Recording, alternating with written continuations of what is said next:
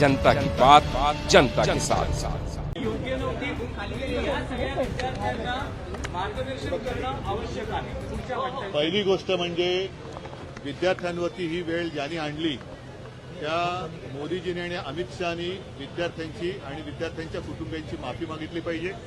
याचं कारण ज्या पद्धतीने विद्यार्थ्यांना काठीला खिळे लावून मारण्यात आलं, त्यांच्यावरती छऱ्यांच्या बंदुकीने हल्ला केला गेला, अश्रुधूर सोडला गेला, एवढंच नाही तर अत्यंत वाईट पद्धतीने पुरुष पोलिसांकडनं त्यांचे कपडे फाडले गेले.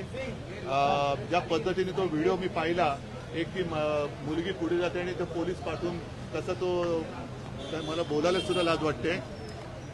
ज्या मुलांनी नीटच्या म्हणजे काय म्हणजे आपण ऐकायला सुद्धा अंगावरती शहारे येत होते, तर त्या मुलांनी ते भोगले.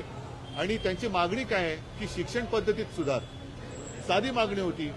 जे तुम्ही आत्ता करताय ते तुम्ही पहिल्या दिवशी त्यांच्याशी बोलून करू शकत होतात, पण तुम्हाला अतिरेक्यांशी बोलायला पाहिजे, पाकिस्तान्यांशी बोलायला काय वाटत नाही.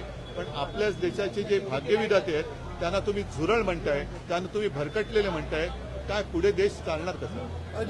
आणखी एक विषय आहे की आज पुण्यात देशाचे राष्ट्रीय सुरक्षा सल्लागार अजित डोवाल यांचा अमित शहाच्या हस्ते सत्कार करण्यात बघा आला. आज त्यावेळेस अमित शहा